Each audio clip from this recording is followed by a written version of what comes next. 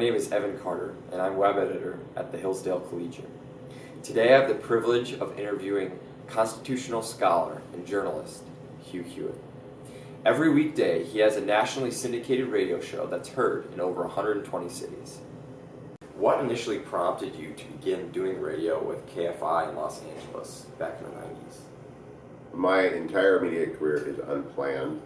So I was sitting at my law desk and the phone rang, and it was the program director, George Oliva from KFI, saying, "I hear you do a pretty good job with press conference. I've been doing press conferences during the building of the Nixon Library.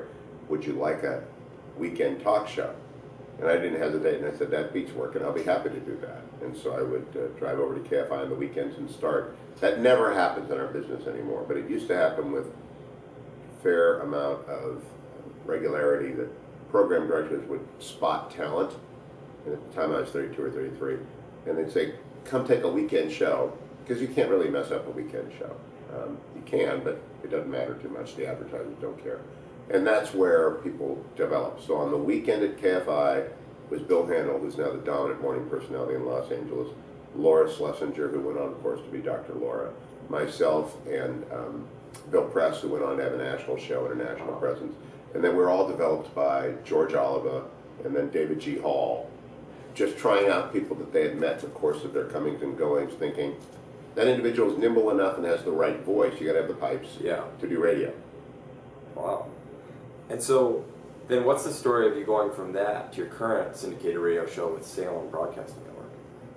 And so the pattern kept up. I was doing the weekend radio show, and the phone rang, and it was Martin Burns, who was a senior producer at KCET Television, which was the PBS flagship in Los Angeles.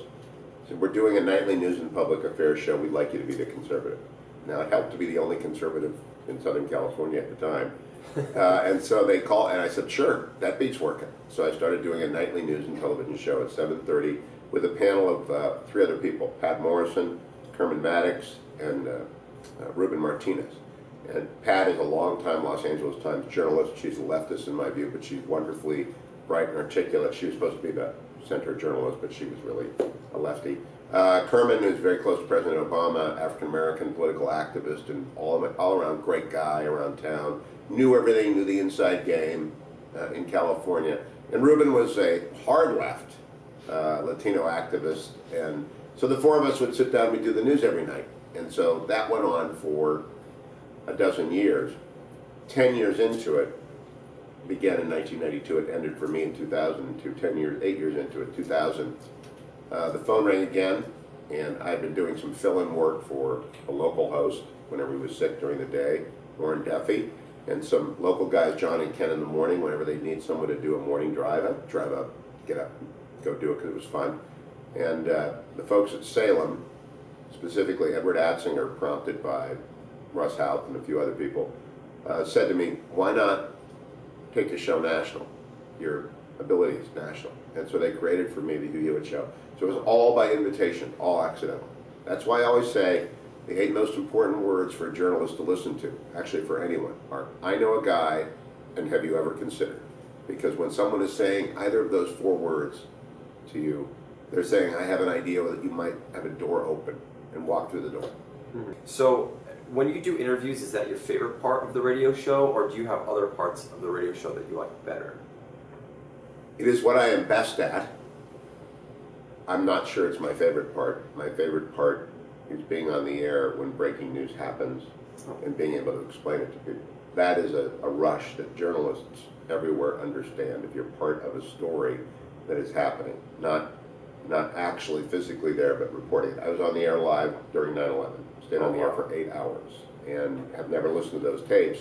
But it's a lot of people to this day come up to me and say, "You told me about the World Trade Centers. You told me about the attack on the Pentagon." And I kept my cool, but we reported the news. So to be on the air and delivering the news to people is a responsibility, and it's energizing. There are better breaking news people than me, not many, but some. But I'm a pretty good interviewer. Yesterday, when you told me you wanted to talk about interviewing, I began to think about it. Yesterday I did more than a dozen interviews. Now, that's because we had volleys of Hillsdale students coming in, 3 Hillsdale students each for 6 minutes. That added up to 9 Hillsdale students. Those were 9 separate interviews. plus 3 faculty members, plus Dr. Arnn, plus David Drucker, plus some other people from Washington, D.C. So it's a fairly standard day for me. So I interview people a dozen times a day. I do it 5 days a week, and I've been doing it since 2000, so this is my 15th year on the air. Wow. So I've done a lot of interviews. And so there's a craft. I studied Charlie Rose originally, who's a terrific interviewer, one of the best. I watched Bill Buckley in the old days do Firing Line when I was young. No one can do that. That would require you to be Bill Buckley. I don't think anyone can do that. But there are some commonalities in the craft of interviewing. And so I thinking, what am I going to tell Evan about interviews? And so I came up with my list of 7 things. 7 things. Prepare, prepare, prepare. Listen, listen, listen. And always keep your audience in mind. And by that I mean, if you're going to do a good interview with a serious person for a long period of time, you have to read what they've written and really think through it. So I try and, if an author is coming on, or a journalist, to have read their most current work at least a day before they arrive, so I can think about it overnight. A lot of journalists in my business think overnight. It's a good thing to do. And to outline some questions, and the best outlines are useless, because you throw them away, because the interview doesn't go that way, but you prepare, prepare, prepare. Then what a lot of journalists don't do is listen, and they'll blow right past the best moment to enter into the interview. Someone will say something extraordinary. Last week, Governor Huckabee on my show, he had announced for president in 2016, so it's early 2015, we're sitting around talking, and I asked him about the marriage case before the Supreme Court, in which the court will decide whether or not states have the right to define marriage as one woman and one man, or whether they must be obliged to meet the emerging standard of 2 men and 2 women can get married. And Governor Huckabee articulates a response which is tantamount to nullification. Not many people know what nullification is. It means the rights of the states to say, no, we're not going to follow what the Supreme Court says. And so, having said that, I paused and stayed on the subject. I didn't intend to talk much about that with him. I expected a routine answer, but a for the record answer, that I certainly hope the Supreme Court decides the right thing and upholds the rights of states to define marriage as they always have, as one man and one woman, and move on. Bobby Jindal gave that answer the very next day. Mm-hmm. But that day, Mike Huckabee decided to embrace the idea that it's not over if the Supreme Court says it's over. Well, my con law professor radar began to tremble a little bit, so I followed up. I stopped where I was going and stayed on it and asked follow-up after follow-up.